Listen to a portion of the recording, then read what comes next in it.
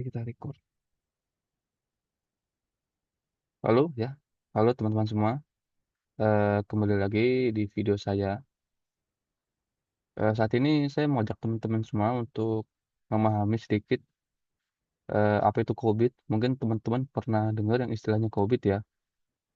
Ya, jadi teman-teman tahu COVID itu memiliki kepanjangan Control Objectives for Information and Related Technology seperti itu.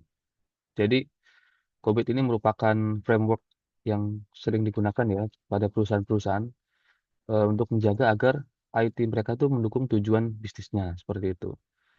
Jadi di video ini kita akan bahas sedikit, ada 3 hal utama, yakni pentingnya COVID, kemudian apa saja prinsip-prinsip COVID, dan seperti apa struktur dari COVID itu sendiri. Oke, pertama kita pengen tahu kan kenapa sih COVID itu penting gitu. COVID ini merupakan framework yang dirancang oleh ISAKA. Jadi ISAKA ini merupakan forum global ya, internasional yang digunakan untuk membantu organisasi eh, untuk memastikan bahwa IT mereka itu tidak hanya mendukung operasional, melainkan juga meningkatkan business value seperti itu.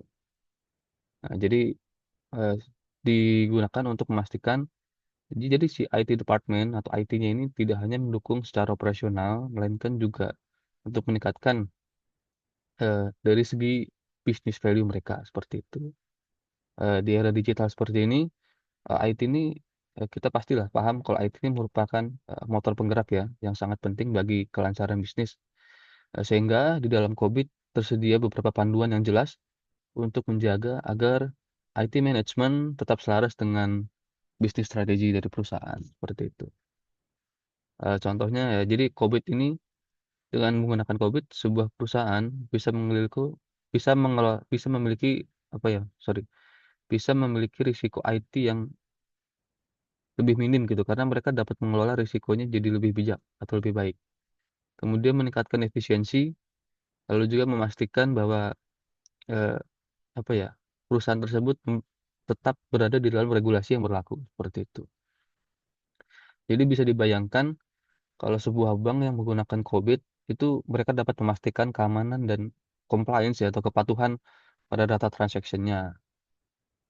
Sehingga IT perusahaan tersebut bukan hanya seperti support ya atau pendukung, tetapi juga menjadi bagian strategis yang membantu perusahaan untuk mencapai tujuannya. COVID juga mendukung beberapa hal penting seperti kayak apa ya, meningkatkan kinerja IT ya. Ya pastinya, kemudian dapat memperkuat untuk pengambilan keputusan, kemudian memastikan ya kepatuhan terhadap regulasi, dan yang pastinya juga mengelola risiko IT menjadi lebih baik. Seperti itu. Nah, tadi kita sudah apa ya, ngobrol sedikit tentang pentingnya COVID. Sekarang kita mau bahas tentang prinsip-prinsip COVID itu seperti apa aja ya. Jadi ada lima, ada 5 prinsip COVID yang yang bikin COVID ini bisa diterapkan di berbagai macam apa ya, jenis industri seperti itu. Yang pertama ada meeting stakeholder needs. Jadi eh, prinsip yang pertama itu memenuhi kebutuhan stakeholder atau pemangku kepentingan seperti itu. Jadi COVID ini dirancang untuk memenuhi kebutuhan dari semua pihak terkait ya di dalam perusahaan, seperti owner, kemudian user, ataupun pembuat regulatornya seperti itu. Nah, jadi framework ini membantu dalam menetapkan tujuan bisnis dan menurunkannya menjadi sasaran spesifik AIT seperti itu. Kemudian yang kedua ada covering the enterprise end-to-end atau mencakup organisasi ya dari hulu ke hilir. COVID ini mencakup semua proses di dalam organisasi, bukan hanya di IT department, melainkan dengan cakupan yang luas ini, COVID ini memastikan bahwa IT ini terintegrasi dengan semua bisnis aspek seperti itu. Jadi ya yang bisa disebutkan tadi end to end itu artinya jadi IT ini ya IT ini akan mencakup dan terintegrasi kepada semua aspek bisnis seperti itu. Ya bisa seperti di HRD atau di procurement atau di manajemen yang lain seperti itu. Kemudian yang ketiga, prinsip yang ketiga ada applying a single integrated framework atau menggunakan framework yang terintegrasi. COVID ini dirancang agar bisa digunakan bersama framework-framework lain seperti ISO ataupun ITIL. Ya, sehingga COVID ini bisa memberikan fleksibilitas bagi perusahaan untuk mengkombinasikan metode yang mereka butuhkan seperti itu. Kemudian yang keempat, prinsip yang keempat ada enabling a holistic approach atau mendorong pendekatan holistik. Artinya, ya, COVID ini menekankan pentingnya mempertimbangkan manusia, proses, dan teknologi sebagai satu kesatuan. Jadi, pendekatan holistik ini memastikan bahwa IT diterapkan dengan mempertimbangkan semua komponen pendukungnya. Lalu yang kelima, prinsip yang terakhir, prinsip COVID yang kelima ini separating governance from management atau memisahkan tata kelola dengan manajemen. COVID membedakan antara governance dan manajemen. Governance berfokus pada arah strategis dan pengawasan, sementara manajemen mengurus pelaksanaan operasional. Jadi dengan adanya pemisahan ini diharapkan perusahaan dapat memastikan bahwa arah bisnis tetap strategis, sementara operasional berjalan sesuai standar. Ya, jadi ada lima tadi ya, 5 prinsip COVID. Yang pertama, meeting stakeholder needs. Yang kedua, covering the enterprise end-to-end.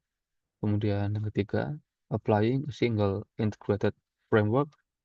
Yang keempat, enabling a holistic approach. Dan kelima, separating governance and management.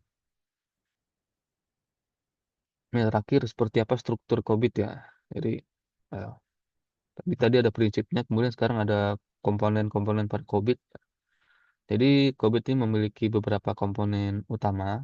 Ya, yang pertama itu komponennya ada governance dan management objectives atau tujuan tata kelola dan manajemen. COVID mendefinisikan sebanyak 40 tujuan utama atau goals yang dibagi menjadi tujuan tata kelola atau governance objectives dan tujuan manajemen atau management objectives. Jadi ini membantu organisasi dalam menetapkan sasaran IT yang selaras dengan strategi bisnis mereka. Jadi ada 40 tujuan ya, teman-teman bisa cek langsung atau by googling. Nanti di situ ada semua sebanyak 40 itu. Kemudian yang kedua ada components of the governance system atau komponen sistem tata kelola. Sistem tata kelola COVID meliputi berbagai komponen termasuk kebijakan, prosedur, dan organisasi standar atau SOP ya. Kita bisa sering dengar. Semua komponen ini mendukung pengelolaan IT yang baik dan terstandar. Kemudian design factors. Faktor desain adalah elemen yang mempengaruhi penerapan COVID dalam organisasi. Jadi ini meliputi ukuran perusahaan, ya, risk profile atau profil risiko, kemudian seperti persyaratan regulasi lah. Sehingga COVID ini bisa diterapkan dengan fleksibilitas sesuai kebutuhan organisasi. Lalu yang keempat ada goals cascade atau perangkaian tujuan. COVID menggunakan konsep perangkaian tujuan atau goals cascade. Tujuan bisnis perusahaan dipecah menjadi tujuan IT yang lebih detail, sehingga memastikan bahwa setiap aspek IT mendukung tujuan besar organisasi. Nah, gimana? Jadi itu tadi bahasan singkat ya, kita ngobrol-ngobrol mengenai pentingnya COVID, kemudian prinsip-prinsip dari COVID itu sendiri dan struktur dari COVID. Ya, dengan memahami COVID ini, diharapkan perusahaan dapat memastikan bahwa IT management mereka mendukung strategi bisnis dengan baik.